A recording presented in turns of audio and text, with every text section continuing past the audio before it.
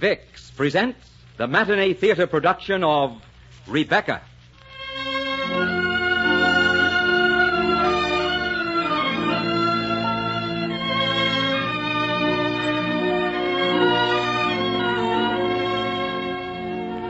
Vicks, the makers of Vicks Vapor Rub, Vicks Vatronol, Vicks Cough Drops, and Vicks Inhaler, brings you the Matinee Theater. Today, while Victor Jory is vacationing for 1 week, we bring you the great play that so many of you have been asking for, Daphne du Maurier's Rebecca, featuring Gertrude Warner as the second Mrs. De Winter, Blanche Yerke as Mrs. Danvers, and Martin Gable as Maxim. Now, here's a good thing to remember when you catch a cold. The best-known home remedy for relieving miseries of colds is Vicks Vapor Rub.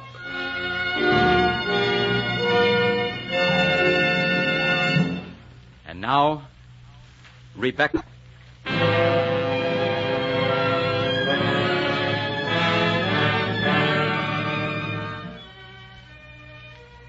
When Maxim asked me to marry him, I could not believe that anything so incredibly beautiful was happening to me. He had been staying at a hotel on the Riviera where I'd been acting as companion to an American woman. We'd spent a lot of time together, but actually I knew very little about Maxim, beyond the fact that he'd been married to one of the most fabulous beauties of England, Rebecca de Winter, who had died about a year before. He never said, "I love you." He only said, "Will you marry me?" But I married him gladly and happily, and he brought me home to his great estate, Mandalay, a shy, awkward girl in a stockinette dress. I was considered an intruder at Mandalay. Mrs. Danvers, the housekeeper, made that very apparent from the moment I arrived. Mrs. Danvers, I hope we can be friends. Friends, madam. I came here when the first Mrs. De Winter was a bride. I'm afraid I find it a little hard to visualize someone else here in her place. I'm afraid everyone who comes to Mandalay will find that a little hard. You see, she planned everything in this house and outside it. The gardens, lawns, furnishings. Everywhere you look, there's something to say Rebecca. I started my married life with those words ringing in my ears. Nervous, frightened, wanting desperately to become a part of Mandalay and Maxim's life, but never knowing quite how. The weeks that followed had a shadow cast across them, the shadow of Rebecca. Looking back on them now, they seem a hideous nightmare that I lived in the daytime and dreamt about at night. Oh, Maxim, darling, look at those azaleas. They're beautiful. I'd never believed they'd grow this close to the beach. No one believed they would. Rebecca had them planted. You're going for a walk, madam? Here, throw this coat around your shoulders. It's too long for me. Yes, it was Rebecca's. She was very tall, you know, tall and stately. She walked like a queen. Mr. De Winter never used to be able to take his eyes off her. Maxim, I passed a cottage way on the beach today. The door was unlocked, so I went in. You went in? You went in? It wasn't locked. I don't want you ever to go near that cottage again. That was Rebecca's cottage. You've no business there.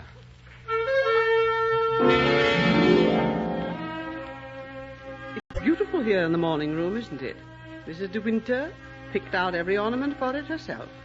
I remember she brought back that Cupid on the mantel from Paris as a present for Mr. De Winter. I remember the card. It just said, "To Maxim, for now and forever, from Rebecca." She planned every room. Rebecca's flowers. Rebecca's decorating. Rebecca's dog. Rebecca's husband. Rebecca's husband. Rebecca's husband.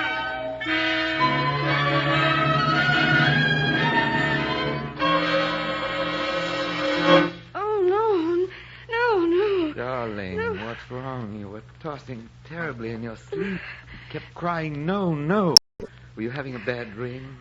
Yes, I was having a terrible dream. Oh, Maxim, put your arms around me. Hold me close. All right, darling. Oh, Maxim, you know what I wish. What? I wish I were 35 years old and that I had a black satin dress with ropes of pearls to wear with it that went clear down to my waist. Why on earth should you wish that? Because then I should be very wise and very sophisticated, and I would know all the right things to say and do. Darling, do you know why I married you? Why, Maxim? Because you're not 35, dressed in pearls and black satin. Because you're not sophisticated or too wise. Because you're young and sweet, with a funny lost look to you. And because you're completely honest. Maxim, you do love me, don't you? You aren't sorry you married me. Darling, what's got into you anyhow? Have I said anything or done anything to make you think I was sorry? Well, No, it's just that I know what a wonderful mistress of Mandalay the first Mrs. De Winter was, and I know that I can never measure up to her. in the name of heaven, why do you keep eternally harping on Rebecca? Don't you understand? I can't bear to think about her or talk about her. Yes, Maxim. Of course I understand. I'm very sorry.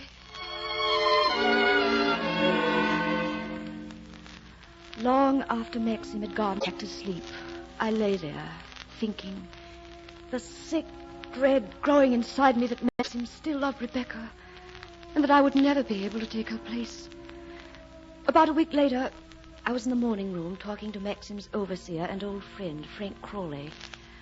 I had picked up the small cupid Rebecca had given Maxim and was fingering it nervously. Frank, what actually happened to the first Mrs. De Winter? Rebecca? Well, she went sailing one night when the bay was a little rough. Her boat capsized and sank. She was washed overboard. Couldn't anyone get to her? Nobody knew that she'd gone. She often went out alone like that. How long afterwards did they find her? About 2 months near Edgecombe, 40 miles up channel. Maxim went up to identify her. Frank, would you tell me just one thing? Very honestly. I'll try. Was Rebecca very beautiful? Yes. She was the most beautiful woman I've ever seen in my life. Frank, I've broken the cupid. Here, help me pick up the pieces. Quick, before Mrs. Danvers comes in. What a shame. Watch out you don't cut yourself. Here. We'll put them in an envelope. Maybe no one will miss the cupid. Oh, I don't think it matters very much. It does. It was Rebecca's. Here, have we got all the pieces? I'll put the envelope in back of these books. I hope no one misses it. Mrs. De Winter, this is your house. It doesn't matter if you break something. Oh, no, Frank. This is Rebecca's house. It matters very much. You'll see. It matters very much.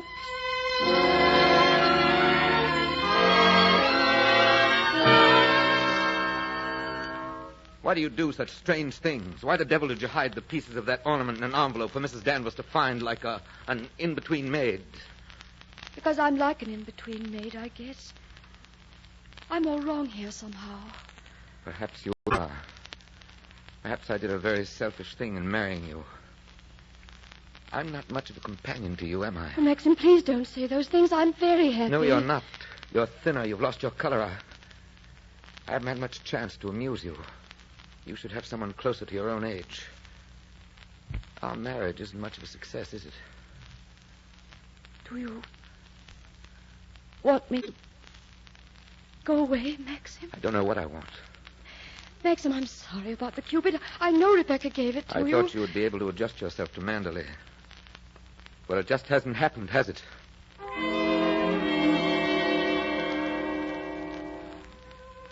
I walked from the room, fighting back the tears. I was sure then there was no hope, that it had always been Rebecca for Maxim, and that it always would be. That afternoon I went up to the west wing to her room. It was quite dark, because a low fog had rolled in from the sea.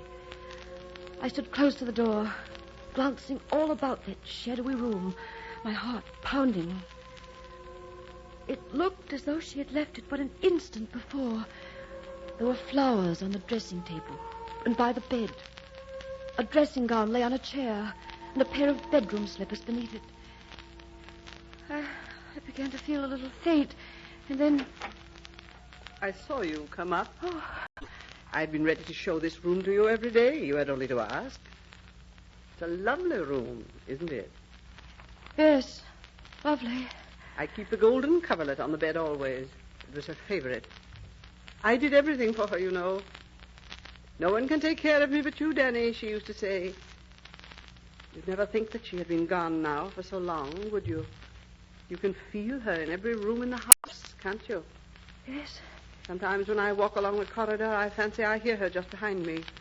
That quick, light footstep, sometimes I think I hear the sweep of her dress coming down to dinner. Why do you hate me so? What have I ever done that you should hate me so? You tried to take her place. You.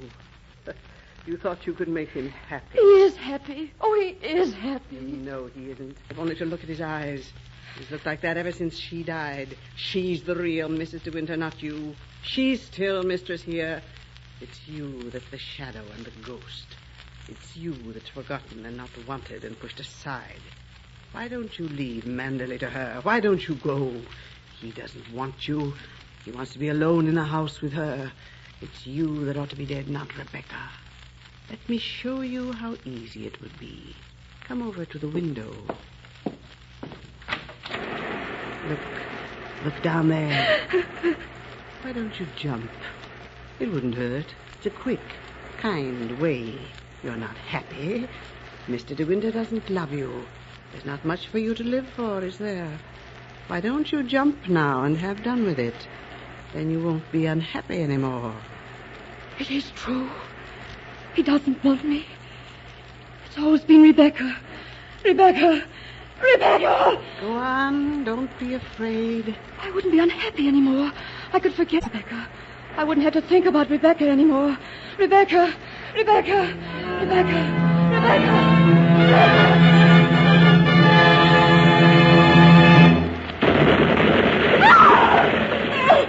Oh! What is it? What was that explosion? What happened, Mrs. Danvers? They're shooting up rockets. There must be a ship gone ashore in the bay. Mrs. Danvers, the ship's gone ashore. They'll be needing you downstairs. Would you like to stay here for a time, madam? No, Mrs. Danvers.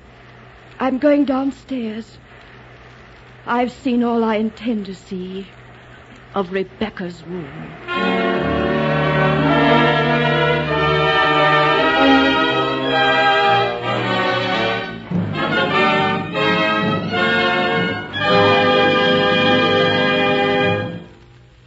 In just a moment, we will bring you the second act of Rebecca. Of all the winter day worries that a mother bears, one of the peskiest is the problem of children's colds. But fortunately, most mothers agree on one thing. The modern way they use to relieve distress of children's colds is to rub Vicks Vapor Rub on the throat, chest, and back. Now, for such an overwhelming preference, there must be a well-proved reason. And there is. You see, the moment you rub on Vapor Rub, its relief-giving action goes right to work to help relieve congestion and irritation in the upper breathing passages, the coughing spasms, sore throat, and that muscular soreness or tightness. And results are so wonderful because Vapor Rub penetrates into the cold, congested upper bronchial tubes with its special soothing medicinal vapors. And at the same time, it stimulates chest and back surfaces like a comforting, warming poultice. This penetrating, stimulating action of Vapor Rub keeps on working for hours to bring such grand relief. Now, mother, benefit by the personal experience of so many millions of modern mothers and see for yourself how Vapor Rub works. Remember, only Vapor Rub gives you this special penetrating, stimulating action. The best-known home remedy for relieving miseries of colds, Vicks Vapor Rub. And now, the second act of Rebecca.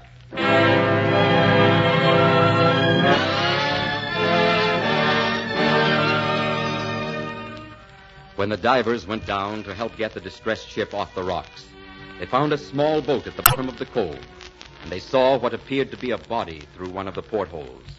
They started work immediately to bring the boat to the surface. Our story of Rebecca continues. I stood by the window, waiting for Maxim to come up from the beach. And somehow I had changed in the last hours. I wasn't a child any longer. And I wasn't afraid of Rebecca. It was as though she and I had at last met, face to face in that bedroom. She had done her best to destroy me, and failed. At long last, Maxim came wearily into the library. Hello, darling.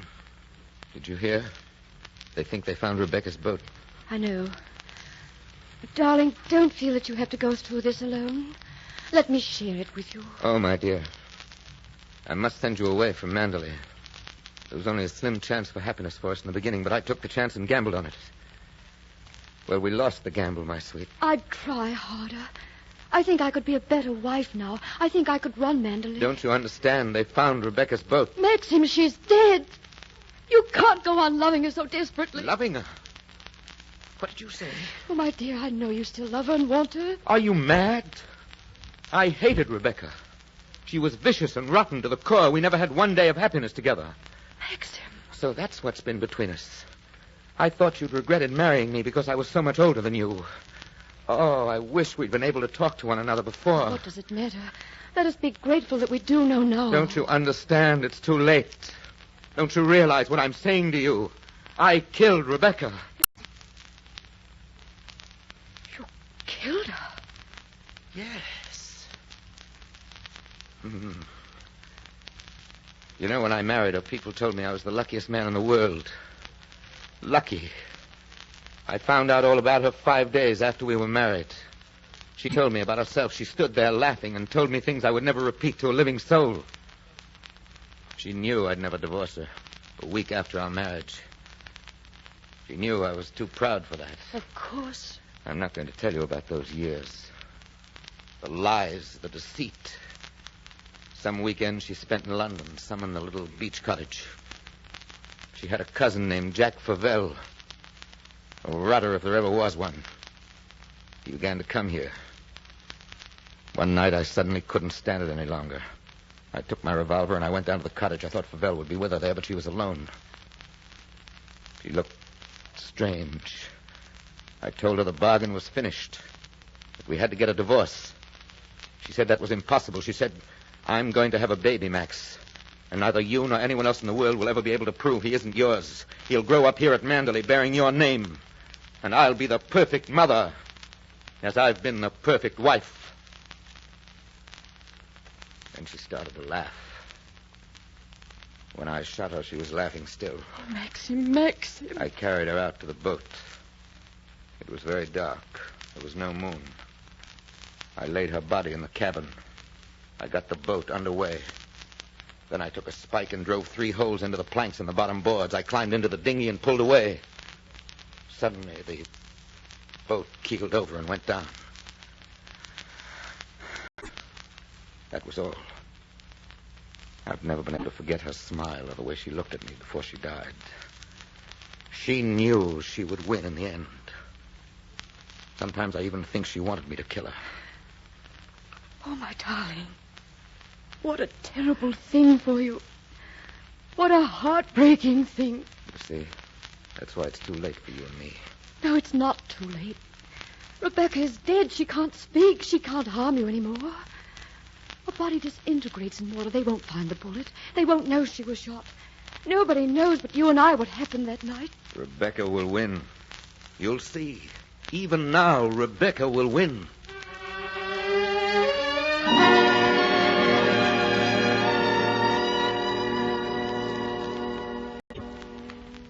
The inquest was held a few days later.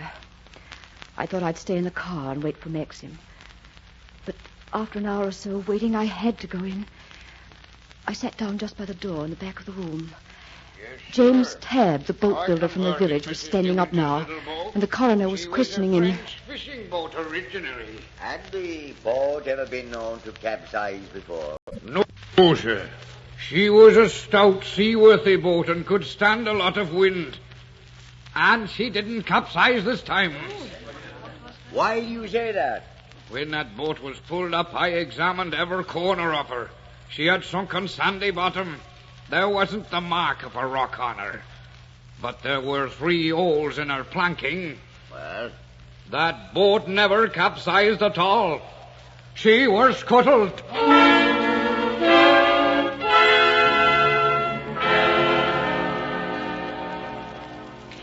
The heat came up from the floor in slow, flickering waves. I felt deathly ill. And then Frank Crawley helped me outside. He brought me home and went back to the inquest. I fell into an uneasy sleep in the morning room. When I woke, I heard voices from the library, Maxim's and a stranger's. I went slowly in. No, you're not welcome in this house, Favell. I came to congratulate you on the result of the inquest. Will you leave this house, or shall I throw you out? Oh, hello, dear. Maxim, the inquest. What happened? Well, I don't think I've had the pleasure of meeting the second Mrs. De Winter. This is Mr. Favell, dear, Rebecca's cousin. How do you do? The verdict was suicide. Oh. Suicide. Rebecca no more committed suicide than I did. Let me read you both a note I received from Rebecca the day she died. Dear Jack, I tried to ring you at the London flat but could get no answer. I'm going to Mandalay right away. I've something to tell you and I want to see you as soon as possible. I'll wait for you at the cottage on the beach. Rebecca. Does that sound to you like the note of someone who was contemplating suicide that night? Why didn't you give that note to the jury this afternoon? Oh, why, Max, I bear no malice towards you. In fact, I have a proposition for you. If I had a settlement of, say, £2,000 or £3,000 a year for life, I could jog along quite comfortably and I'd never trouble you again. I swear I wouldn't. Darling, please phone Colonel Julian. Ask him to come here at once. All right, Maxim. You wouldn't dare call in the police. I've got enough evidence in this note to hang. Call Colonel Julian, darling, and ask him to come at once.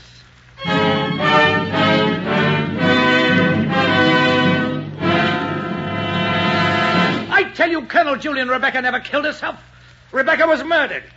And there's the murderer standing there with that rotten, superior smile on his face. Mr. Maxim De Winter of Mandalay. Mr. Favell, there's not the slightest use shouting at me. If you expect to make any sort of point at all, you'll have to control yourself. Now, you say you were going to marry your cousin Rebecca had she lived, and that you often had secret meetings with her at the cottage on the beach. Can you prove that? Yes, I can prove it. Max, will you ask Mrs. Danvers to come here? Of course.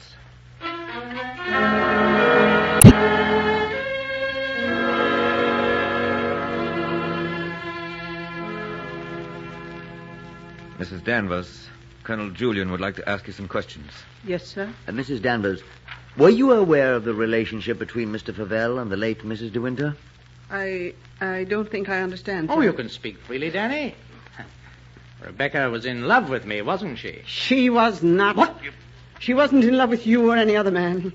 I've known her to come back here and rock with laughter at the lot of you. Mrs. Danvers, we're trying to find the motive for Mrs. De Winter's suicide. Can you think of any reason why she should have taken her life? No, sir, I cannot. Of course you can't. Rebecca was murdered. Mrs. Danvers, have you any idea how she spent that last day in London? Yes, sir. I have her appointment book here. Here it is, sir. June 4th. Good. June the 4th. Here, 10:30. 12 o'clock lunch at the club. 12:45. Dr. Baker. Who is Dr. Baker? A woman specialist in London, sir. We'll phone him at once. Mrs. De Winter, would you mind? No, of course not. I'll put through the call at once.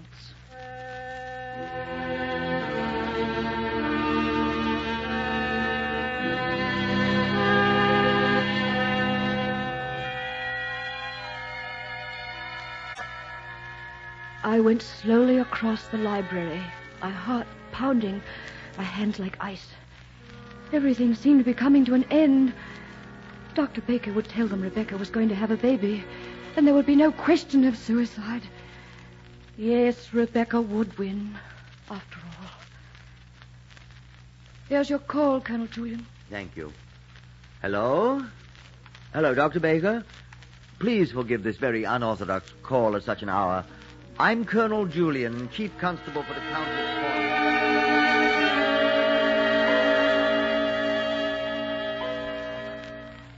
Thank you, Dr. Baker. Goodbye, sir. All right, here is what Dr. Baker had to say.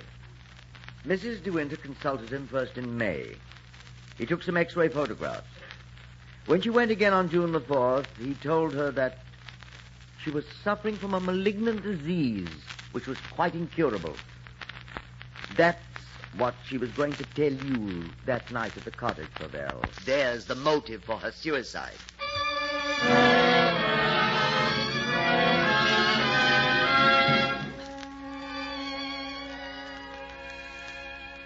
Mr. De Winter, Madam, I wish to give notice. I would like to leave Manderley tonight. Just as you wish, Mrs. Danvers. There's nothing to keep me here any longer. There's nothing left of Rebecca. I used to think she still moved about these rooms, but now she seems completely gone. You are the mistress here now, Mrs. De Winter. Yes, Mrs. Danvers. I am the mistress here now.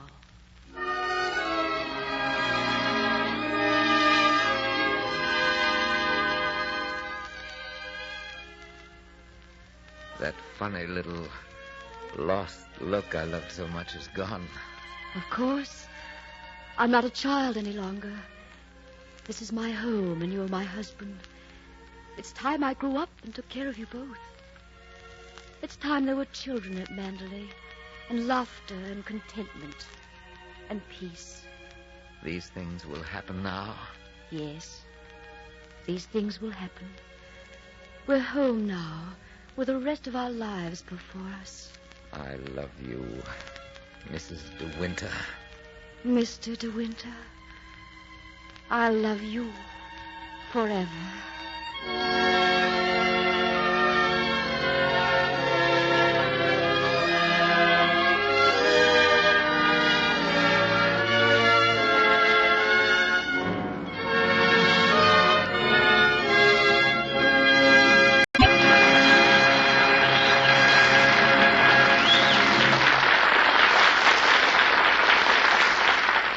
In just a moment, an important message from Mr. Gable. You know, my friends, the war has caused many shortages. In many cases, it has made the use of substitutes necessary. But this is not true of that famous family standby, Vicks Vapor Rub. There are no wartime substitutes in the Vapor Rub you buy. Although some of the countries that supplied us with aromatics and medications were taken by the enemy, we found new sources. As a result, there are no wartime substitutes in Vapor Rub. It is the same fine, effective Vapor Rub, the same high quality you enjoyed before the war, the best-known home remedy for relieving miseries of colds. Time-tested, home-proved Vicks Vapor Rub.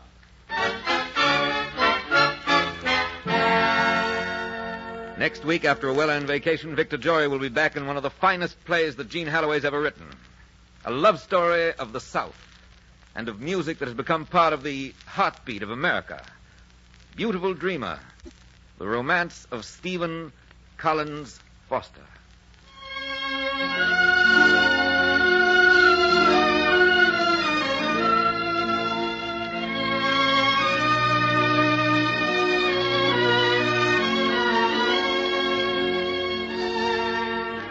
Our production today was based on the famous Daphne du Maurier's story of Rebecca and was adapted by Gene Holloway and directed by Richard Sandville.